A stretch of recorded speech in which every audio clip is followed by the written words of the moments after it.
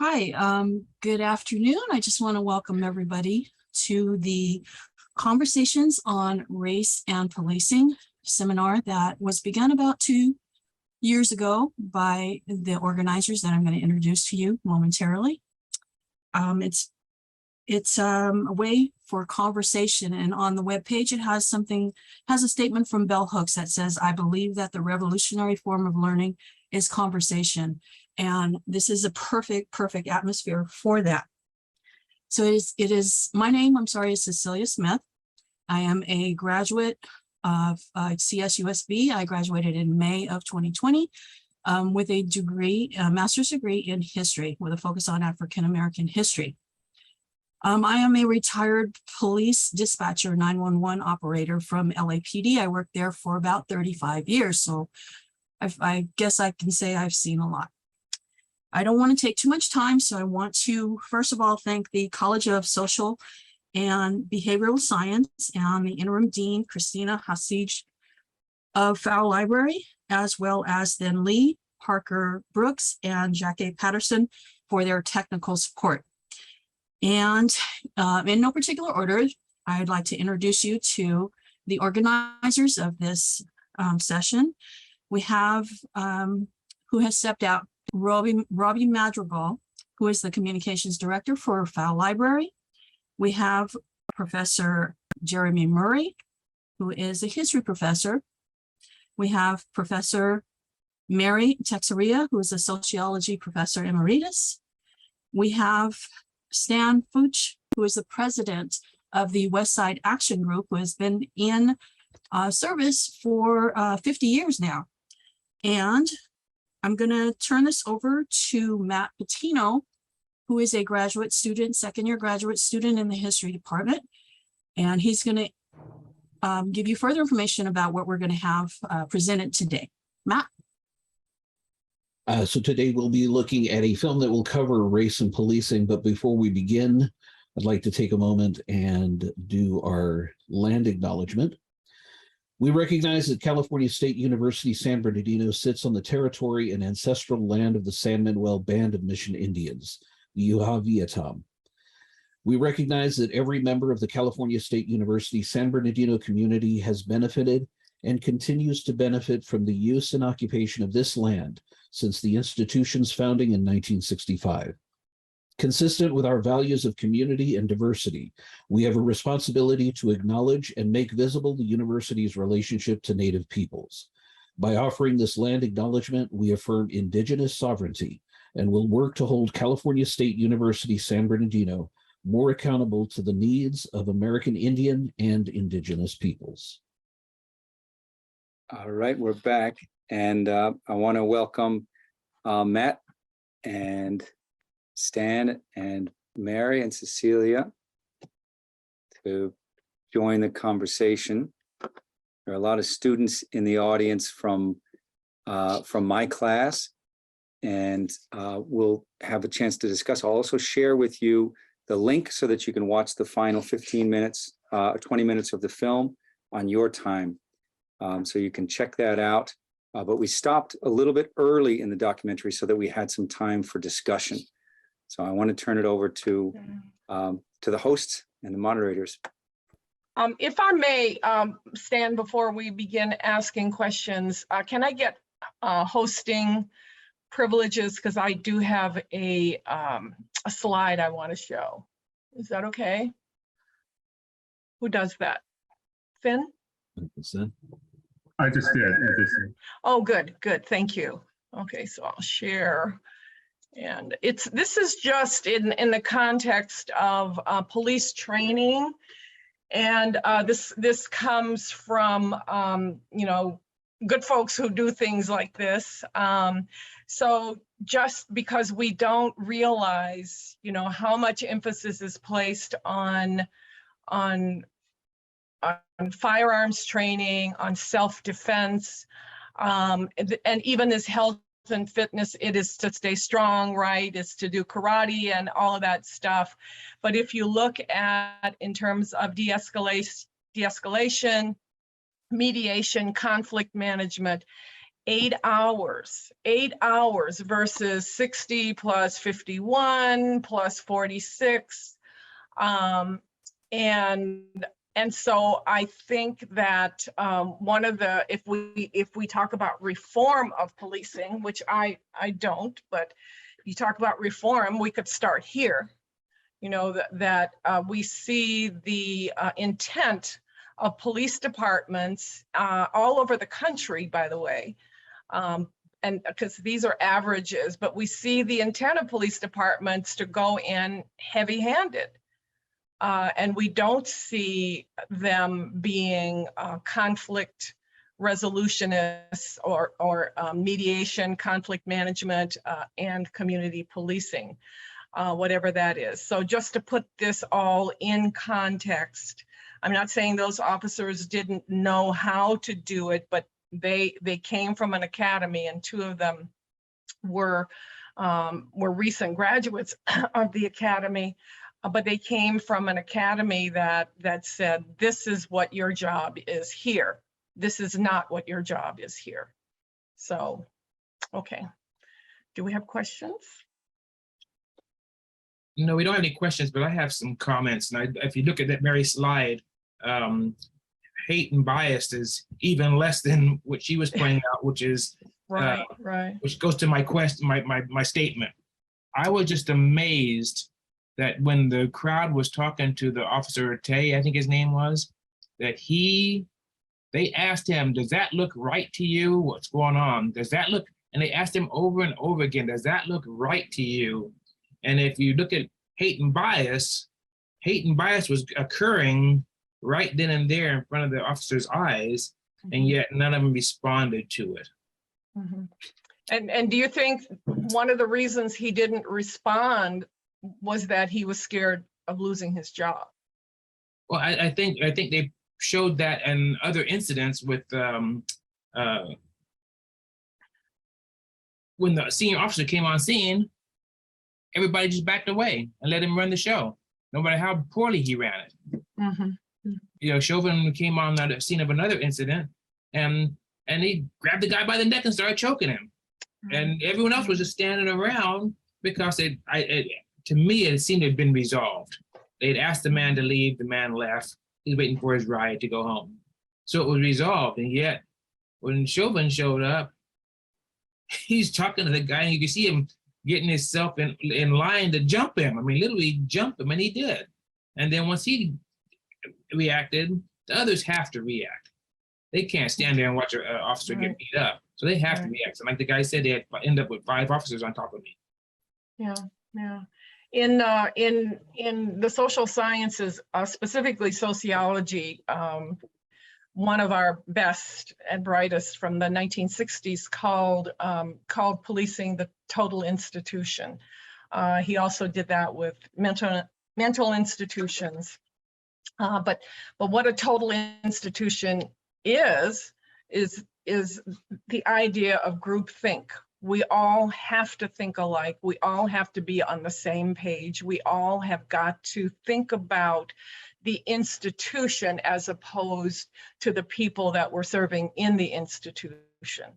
So if you look at a film like One Flew Over the Cuckoo's Nest, there was no employee in that film who was sympathetic to the inmates or to the patients in that institution. And it's the same way. I mean, we saw the lieutenant say, you know, when I reported this guy, no one came in, no one even smiled at me. No one even recognized me as one of them because I had crossed that blue line of silence. So we all have to be silent. We can't say anything or do anything that is not in line with the institution. I remember in the 70s and maybe into the 80s, there were several LAPD officers who wanted to say what was going on in the department, stuff just like this. So the more things change, the more they remain the same. And this guy had to go on camera with a mask on, with his hands covered, because he did not want them to get his fingerprints.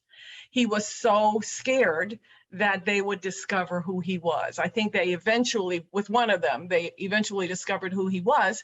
But I mean, it is, you're talking about people with guns and other weapons and power. And so it is a very, very difficult line to cross if you see anything wrong with the way things are operating. I see there's a question. Stan, do you see that? Yeah, I'm reading it right now. Can this be considered a revolution on getting all of America to see what may have been what may have been saying? What Like many how- have been saying. Oh, many Yeah. have been saying like how the system is broken. Isn't broken. It's just being shown doing what is supposed to, and no one has prepared for it. And Right. I agree. I think that's a good point. Mary put hers to a movie, and I look at A Few Good Men. And these guys are Marines, and they've been trained so well, and they've been given an order. And even though they know that order is wrong, they follow it to the end. And in the end, they were found not guilty, but then they were found guilty for not protecting the individual's rights as they should have done in the first place. Mhm. And even the one officer said, he gave him a sandwich and was disciplined for giving the boy a sandwich because the boy was in such bad shape. He snuck him a sandwich and he got in trouble for that. Mhm. And the institutionalized inside these organizations is such that we get so caught in the vortex when things are not right. We tend to accept them, and we know they're not right. But they sure did flip their decision making when they went to trial. Those three ran from Chauvin right away and said, "I want an independent trial." Well, they had already So- lost their job anyway, so they weren't protecting anything. But I think, Protecting themselves. right. But we can't lose sight of what the questioner said. This is the way the system was designed to work. If you study the origins of policing, as we have done on this panel, if you study the origins of policing, you will know it came out of the slave patrols. And from the slave patrols to the large cities to megalopolises, and controlling people of color. The prisons and the jails were not built for white people. They were built for people of color to keep them in line. As one of my husband's friends, when they were playing golf, said, was talking about his son being in trouble, and his son got arrested, young white man, and the judge said, "I'm not going to send you to prison, son, because prison is not for people like you." He was blonde hair, blue-eyed. And it took 2 more times before this young man was finally put away. But young men of color don't have those privileges. You don't have a buy for, you just make one mistake, from gang activity, so-called gang activity. Police officers have a tremendous amount of power. And again, we've been addressing that on this panel. You have the power of, stopping a young 14-year-old in the community and putting him in a gang file. And he's 25 years old and has to spend thousands of dollars to get his name off of that gang roll because he was never in a gang. But all it takes is one 25-year-old cop from Orange County to make life and death decisions over this young man. Life and death decisions. It is a tremendous amount of power that, most of us will never even see in our lives. A tremendous, There's a question for you. Go ahead. There's a question for you. So you want me to shut up, in other words? No, I want you to read it and answer it. I think you're doing well. No, not at all. No, I was making a point, Stan. I'm No, sorry. Matt, why don't you go ahead and read the question? wanna So the read it? the question is, in your perspective and experience with the police system, Professor Teixeira, what movement of either reform or to entirely defund the police is the most efficient in political standards and for the actual well-being of the general public? Well, that question is a little too sophisticated for me, but That I'll is, try. I'll it's quite a try. bit. Yeah, it's a well said, very well said. But I think, as someone said in the film, we're not talking about reforming police. We're talking about envisioning a new type of public safety. We're talking about hiring people who see us as human beings. And I think George Floyd's aunt, she just underscored that. If they had seen George Floyd as a human being, as a fully formed human being, Chauvin would not have treated him like that. So I think we need to hire people. The police unions have made it so that you don't have to live in the city that you police, Right. because it's supposedly unconstitutional. But we got to do something. We have to have incentives like LAPD at one point was funding housing for, startup Right. housing for police officers. But I think you can't have these young men who have all been, and mostly men, who have all been socialized the same way we have, to think of African Americans as less than human, as looking at an African American man and seeing a criminal. Please, if you don't go mind, ahead. could I interject a little something? Because Sure. I had mentioned to this panel before, I was a police officer from the late 80s to the early 90s. Right. And I saw not only the lack of funding or the end of funding for mental health programs. So when we faced somebody that was obviously in mental distress, they were criminalized, and we went and locked them up in a hospital facility rather than getting them the help that they need. So I think the way you put it, public safety is key. It's public safety as opposed to what we have seen to be traditional law enforcement.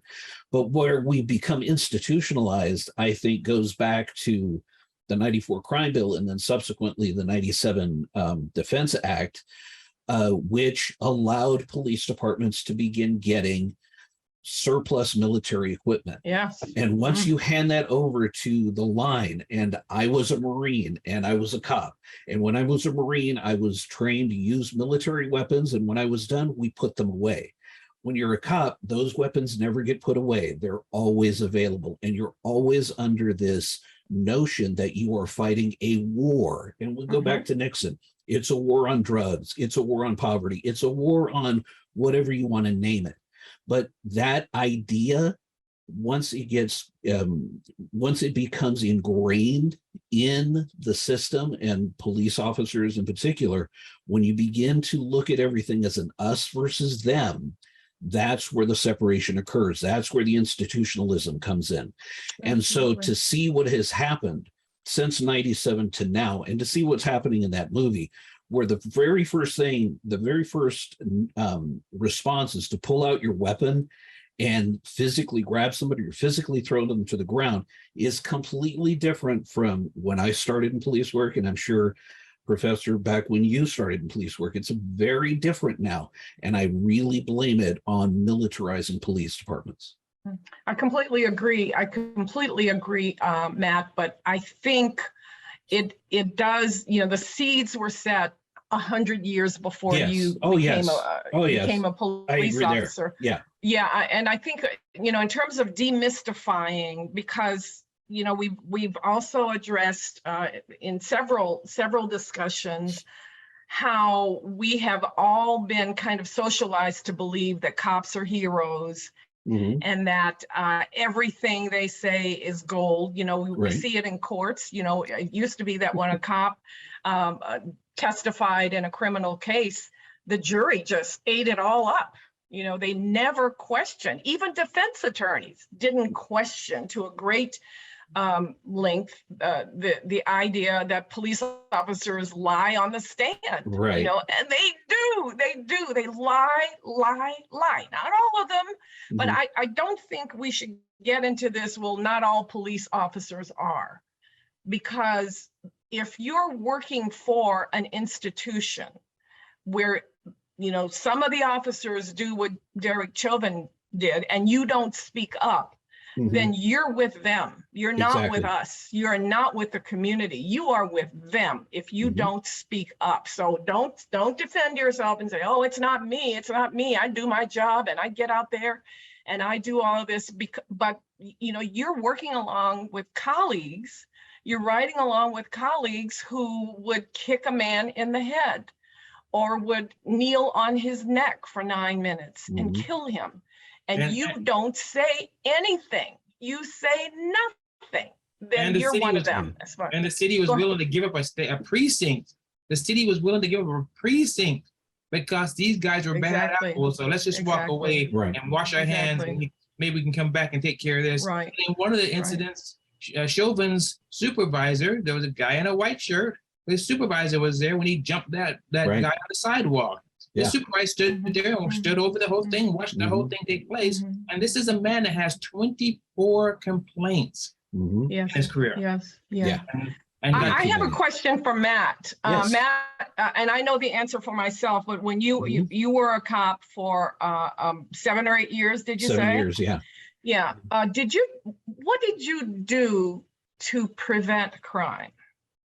A lot of it was patrol. A lot of it was just being visible. And how do and, you know though that prevents crime? you don't. I don't know that you can really say that my presence at that moment prevented some crime from happening. Right. But I right. know that if I went into a volatile situation, if I went to a fight or a domestic disturbance call or anything like that, Mhm. once I showed up, that was usually enough to begin to de-escalate the situation. Mhm. And then from there, you could take care of what needed to be taken care of. Right. What we saw in the film, someone just going in and responding at that same level does After nothing the but fact. escalate. After the fact, Right. by the way. It just After the nothing fact, but yeah. escalated. Yeah. Yes, And yes, and yes, so I can only speak to that. But to say that because I was visible prevented crime, I don't know, maybe it did. Maybe Yeah, it didn't. If I yeah. happened to I had people run stop signs while I was in the intersection. So I can see you can't say that it worked all the time. Well, I mean, I think though that, and we like to think of ourselves as being out there and, you know, preventing crime but what we see on television, cops prevent crime all the time because they Right. get there for the robbery or they get there for the domestic violence. And that's just not the case. Statistically, we know that cops don't prevent crime. Mhm. They don't prevent crime. So you can, you know, as the white people in the film said, you know, we can't go without crime. I mean, cops, we gotta have cops.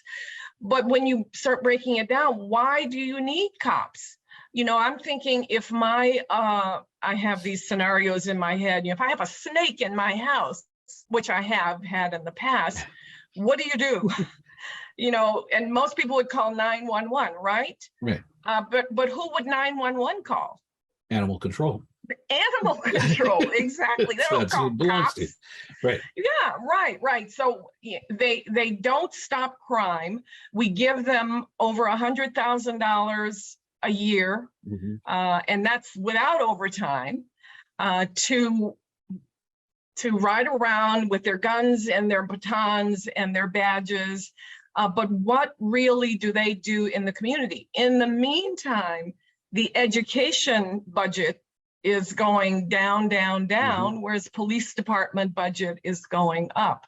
Mhm. And when they do something, when they get sued by the city, they don't have to pay that money for the lawsuit because most of them, you know, they lose the lawsuits. Mhm. Yet even the police department doesn't come out of the police department's budget. No, it comes out of the Comes city out of budget. our city budget, right? Right, The county budget, the Right, state budget. Yeah, because public And- entities are self-insured, so. Right, yeah. So I would hope that when people hear this term defund the police, they understand, and I think there could have been another term, Yes. a better Yes. term, right? Not defund the police, or redo the police. Think about public safety as opposed, when you call someone a public safety officer, it's different than calling him or her a police officer, right? Because police officers do one thing, as we saw with that chart in terms of their training, they want to go out and they want to use those guns. They want to use those batons, because most policing, as you know, Matt, is boring. You're just riding around and you're, and so when something happens, one of the things that would clear my station, and I worked in one of the busiest stations in LA County. What cleared my station was there's a robbery in progress, a 211 in progress. Boy, even the secretaries would go to the 211 in progress because we like to catch bad guys, right? Right. Cops don't catch bad guys most of the time. You think you're arresting someone with marijuana, you think he's a bad guy? No. Seriously, they're the most gang mentality. chill people in the community. Right. People on weed, they're pretty chill. Yet you think you're catching a bad guy. Sorry, Stan, I stepped on I you. was just saying, gang mentality. Yes, all it gang. is. Yes. It is. Yeah, Yes. yeah. And we have a guy who in LA County, I seem obsessed with Villanueva, but we have a guy in LA County who is protecting officer gangs that have been there since the 70s, by the way. They started out in a couple of stations and now they're just about all over the place. But he doesn't want to talk about it. No, he does not He want asked to him talk to come about in it. and talk about it. He said, no, I'm not showing up. No. So no other questions? No, we did have another. Okay. So for Professor Teixeira, you mentioned that jail is for color people and not white people. But then how does white people go to jail and spend time there to pay their felony? But color people paid the amount of money to get out and do those extra things. At the end, color people have a large file record and white people doesn't have anything after coming out. You want to take that one, Matt? I'm trying to follow it just a little bit. So I'm not sure, but is the question that there is always going to be something following people of color versus following white or criminals. And I don't know that that's necessarily true, that just because you're white and have the ability to pay money that you don't necessarily have a record, because criminal records continue unless you can get them expunged. Yeah, they do. Or sealed in some manner. They exist. They're going to be there. So I'm not but sure did you if I ever follow the question? Did you ever arrest white people? Oh yes. As did I. Did I. Yes, but and- we're not the, we're the first line, right? We face the public. Right. But when you go to court, you see white people start dying off. Not Yes. literally, but Right. the courts, like my husband's friends, the judge for his son said, prison is not a place for people like you.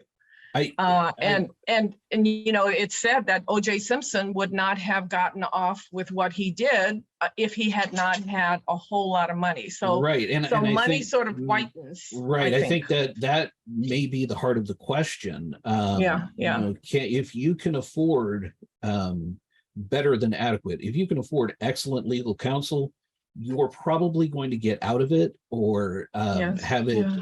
It'll go very easy for you. Yes. As to opposed to having a public defender or a less experienced attorney, which I think falls outside of policing itself, but certainly was still within the realm of law enforcement. Part of the criminal justice system. But Yeah. that introduction, the holding cells in jails all around San Bernardino Yes. County are filled with people of color. Mhm. They're filled with people of color. And yes, white people do get arrested. We find, if we look at the reasons, much more serious crimes, Mhm. much more serious, like murder, like armed robbery, like bank robbery, stuff like that. But people of color, there was a time in our history where people of color could go to jail for vagrancy. Mhm. Just kind of hanging out, and we still have those, the 647 laws, Right. From A through, what do they go Yeah. through now, F or G or H? Yeah.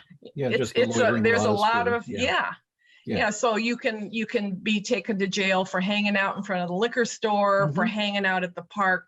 It's up to the discretion of the officer, and all too often those officers use that discretion to take people of color to jail where they would not take a white person to jail.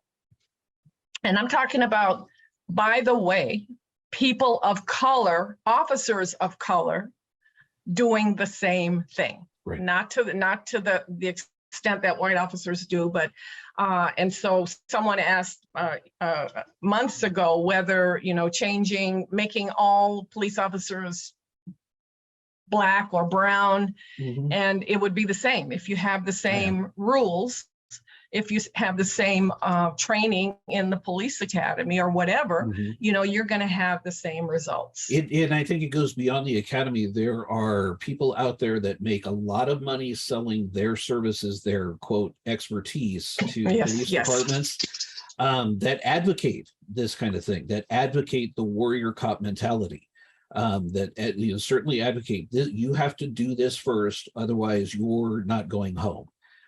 Which I think is a very twisted idea of what police work is supposed to be. Another question. So how would local communities such as Minneapolis go up against these big, powerful institutions? And is it possible to implement a new system that is not supported on a national level? One of the reasons we keep doing what we're doing, it's been, this is our third, as someone said yesterday, is our third season, right? Is because we do have hope. We do have hope that it can change. I think we're coming up in November voting.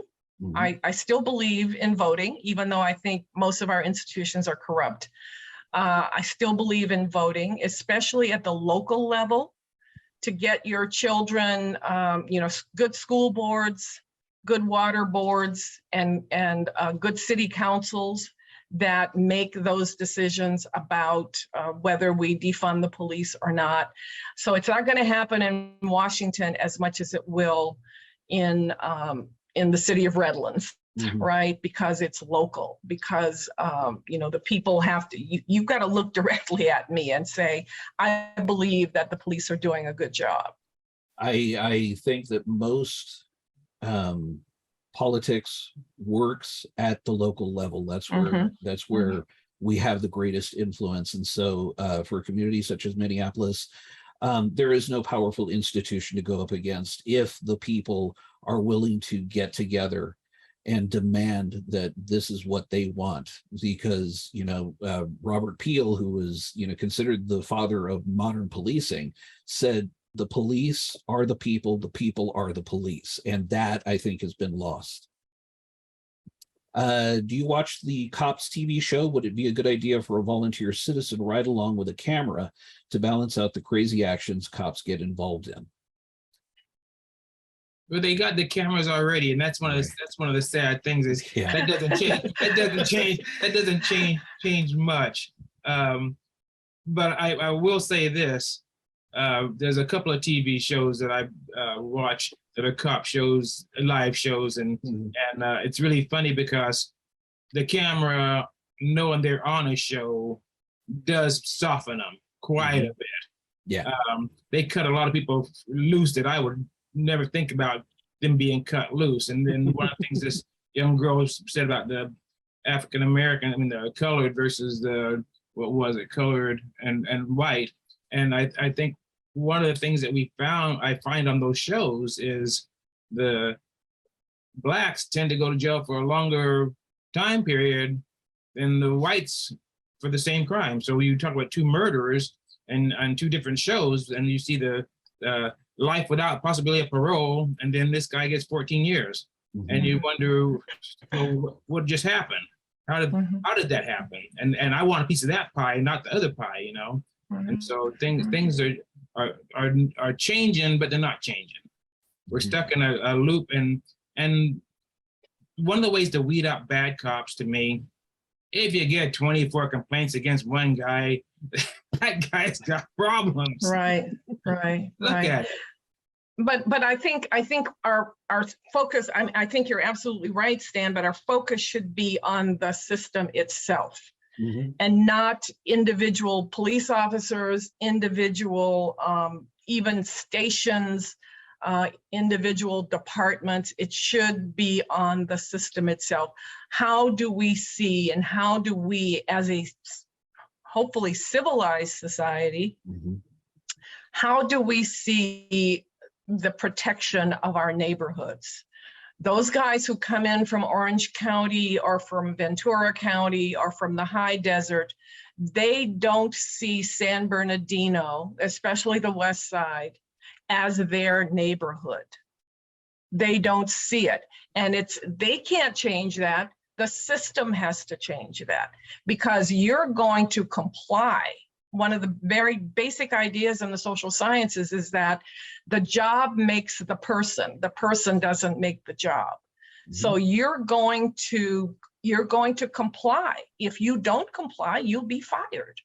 It's as simple as that. Right. You know, take the unions away. I mean, I'm a union person. I've never worked for an organization that wasn't unionized, but I think police unions are corrupt, and I think they defend murderers. You want me to repeat that? No, I'm just kidding. But they're very, very powerful, though. I mean, and it helped me if I'm mistaken, but getting back to the cops, wasn't Cops canceled as soon as George Floyd died? Seems like I read. It wasn't Cops, it's off the air. It was another show. Yeah. Yes. Yeah. No, I'm not talking about what you saw, Stan, but I believe the Henry, who wrote the question, Henry, I believe that Cops was canceled. There are other shows, obviously, to replace it, but it was shown to be racist. It was shown to be, giving just the physical side of policing, as opposed to, that doesn't make for good television, though. Cops standing up and talking to people, or trying to resolve a domestic violence issue, that doesn't make good copy. So, I mean, by its very definition, we're not going to get cop shows that are doing the kind of policing that we're talking about now. We're not going to get that, because that's not exciting. Who's going to watch that? That's something that's going to be on at 2 a.m. on a Thursday instead of prime time. But the popular show that got cut immediately was PD Live. PD Live, okay. That was the one that was really, it was gaining fame. It was really, right. It's back on now under a different name. Yeah, that's not the Bad Boys. Came back on. No, that's not the Bad Boys one. Bad Boys was Cops. Okay, that was Cops. Okay, okay. But Never watched one of the shows, by the way, but I've heard stuff. But this PD Live I finally saw a balance, and they didn't just do black folks like 48 Hours. Is most of them are black. Cops, most of them were black. But this show actually shows other people doing crimes and getting arrested for crimes. Right. And but so, they don't change the model of policing. It's still catching the bad guys, right? They do not change. It's still the same model, the same system. And unless we're going to have to. I think it's coming to a head, as we saw with the anger in the film. It's going to become less tolerated. It's going to become less tolerated. I don't know what people are going to do. The city that I live in has very, very low crime. I've been here for a number of decades, as a matter of fact, and I've probably seen 6 cop cars on my street the whole time. And one of them was one who followed me home because I didn't have my lights on, and had the flashing lights as I'm standing in my driveway. And of course, get calls from the neighbors. But yeah, they're never around. They're never around. They don't need to be around here. And do I have crime in my neighborhood? You bet I do. But it's behind closed doors. It's behind. But I do think the new chiefs, some of the new chiefs are being more proactive than the old chiefs. San Bernardino's got a new chief, and I think he just got here, so doing good is questionable. But I think so far he's transparent. I think also the chief in Minneapolis, he was quick to fire the 4 individuals. He was going out in the community, meeting with people, you know, and at a volatile time. And not only that, I thought he went on trial. He wanted to testify against the men, and so I think that's a change that would have never happened years ago. Never seen that. I've never seen that. Yeah, would have never happened. So I think we're making some moves, but right, you're right, Mary. One of the things that needs to change is when you go on a mental patient, you need to send absolutely, county health. absolutely. You've got to send county health to right. You know, bring the issue down instead of escalating it. You know, county health works with these people. We work with these people.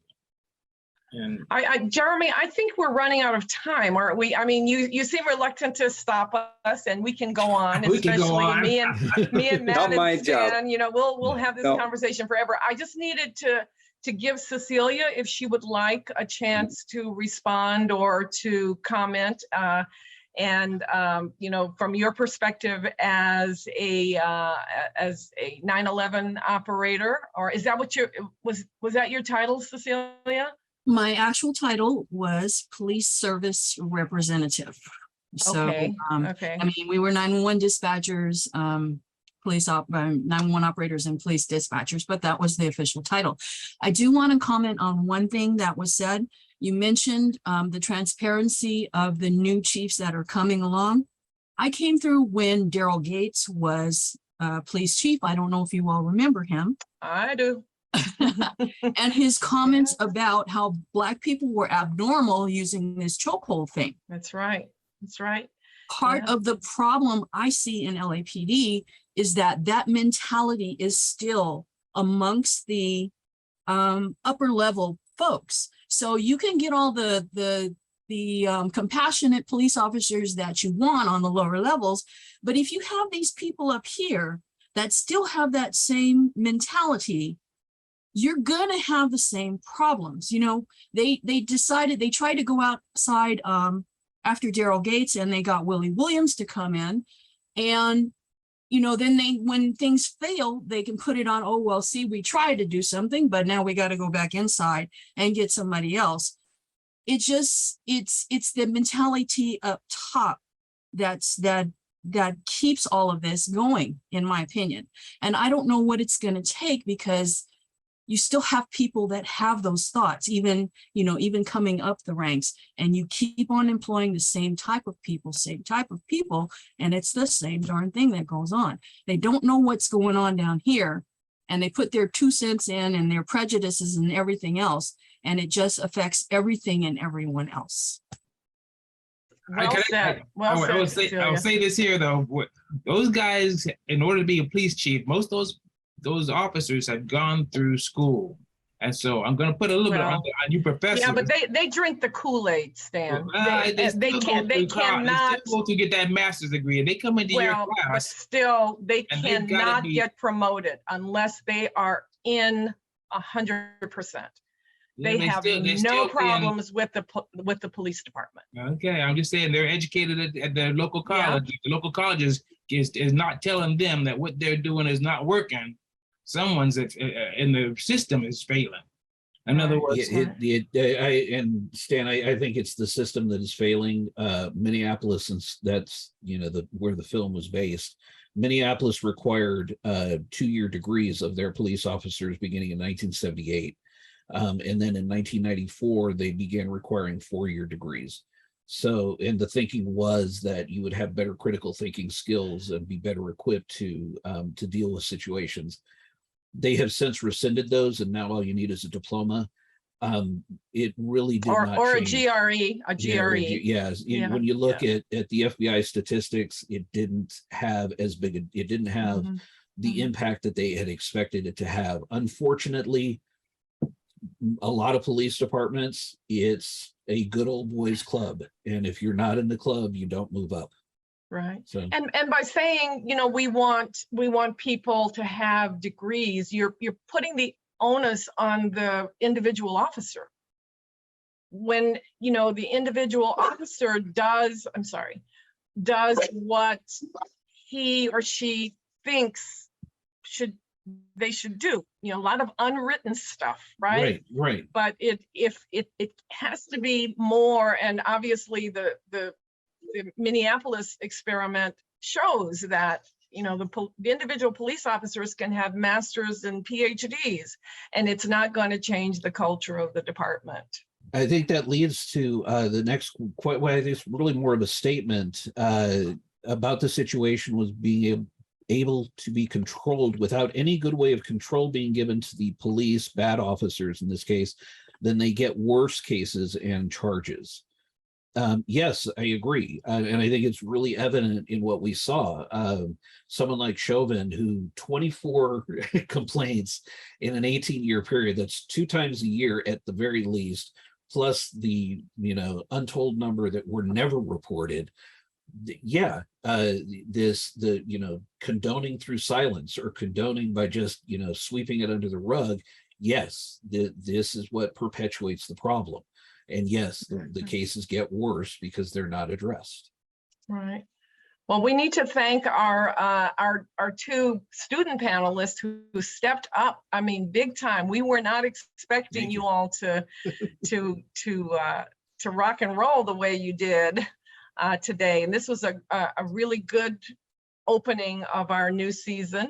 And we hope that our audience will come back next week because we have more provocative programming. Thank you all very much. Thanks. Thank And we'll see you soon.